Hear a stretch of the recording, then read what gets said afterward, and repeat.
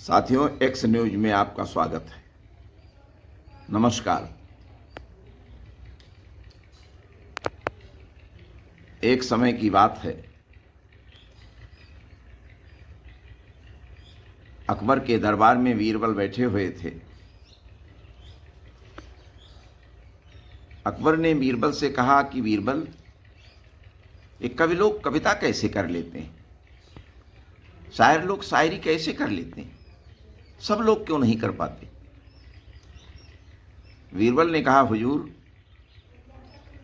मेरे शास्त्र में लिखा हुआ है कि जिस पर माँ भगवती की कृपा हो जाती है, सरस्वती जी की कृपा हो जाती है, वे कवि या शायर हो जाते हैं। अकबर ने कहा, मुझे प्रमाण चाहिए। बीरबल ने कहा, हुजूर ठीक है। एक कवेश्वर थे, उनके 4 पुत्र थे और चारों को लेकर दूसरे दिन अकबर के दरबार में बीरबल पहुंचे। अकबर ने कहा, अच्छा, इनको यहीं पर विश्राम दे दीजिए, विश्रामालय में कर दीजिए और मैं इनको देखूंगा, जानकारी करूंगा। संयोग की बात, अकबर उस दिन रात में सो रहे थे। उन्होंने एक स्वप्न देखा कि शत्रु से मेरा घोर युद्ध हुआ है और वह युद्ध इतना भीषण है, विकराल है कि उसमें खून पृथ्वी को पर बहने लगा है, मेरे तलवों को छू करके बहने लगा है।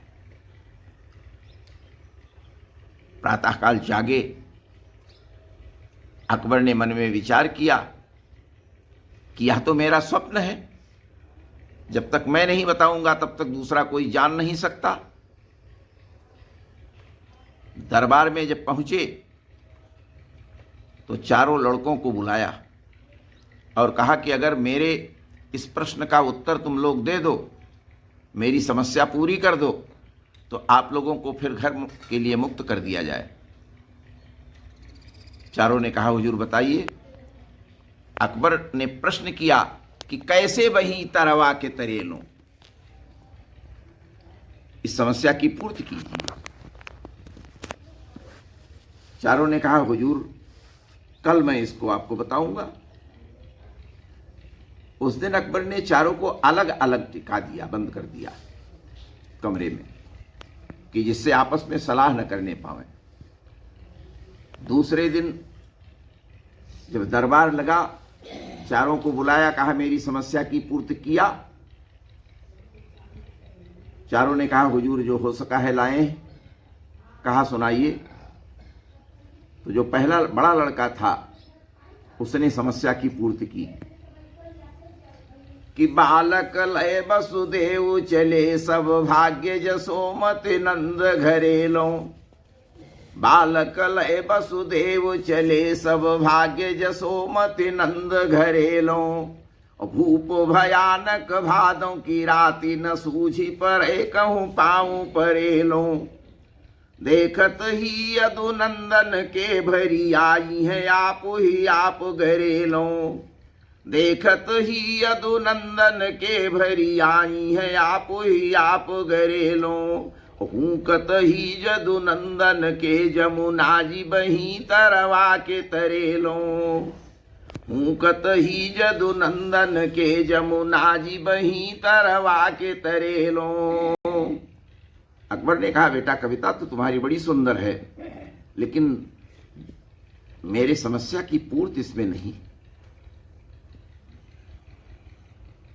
दूसरा खड़ा हुआ, दूसरा कहने लगा कि काहा नकीन बलि बलि विक्रम सर्वसयापन कुंज हरेलों। और बाली छल छल कीन गोविंद गोविंद छल्यो निज द्वार खड़ेलों। शुक्रहु से जल मांगी ली हो, जब रोकी दी हो गेड़ुआ के घरेलों। शुक्रहु से जल मांगी ली हो, जब रोकी दी हो गेड़ुआ के घरेलों। बामन नापी लई बसुधा, सब भूमि भई तरवा के तरेलों।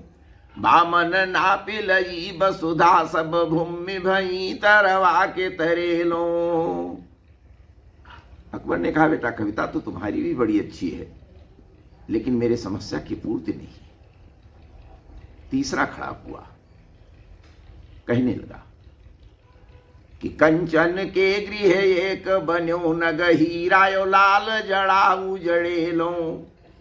कंचन के गृह एक बन्यो नग हीरायो लाल जड़ाऊ जड़ेलो। और भूले फिरे बौरे एक ब्राह्मण देखी गयंदन यो गजरेलो। गजबाज तुरंग जो द्वार बंधे एक कंचन महल बनाय रहेलो। गजबाज तुरंग जो द्वार बंधे एक कंचन महल बनाय रहेलो। और नारी सुदामा की चीनी रही नख से सिखलों तरवा के तरेलो।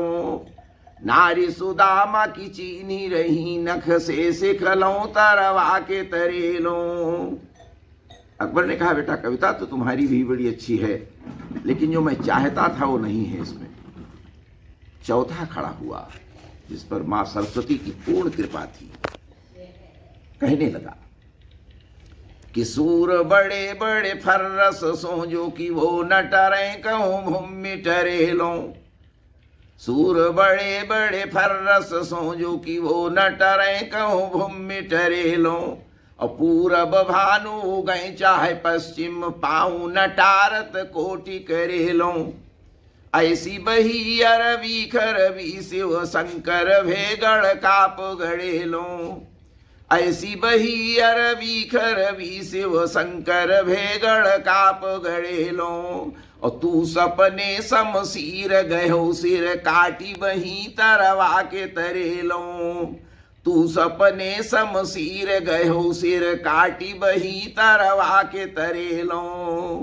बड़ा प्रसन्न हुआ अकबर, चारों को खूब इनाम अकराम दिया और ये मान लिया कि माँ सरस्वती की कृपा जिसके ऊपर हो जाए उसको कुछ भी अलभ्य नहीं है, वह सब कुछ जान सकता है।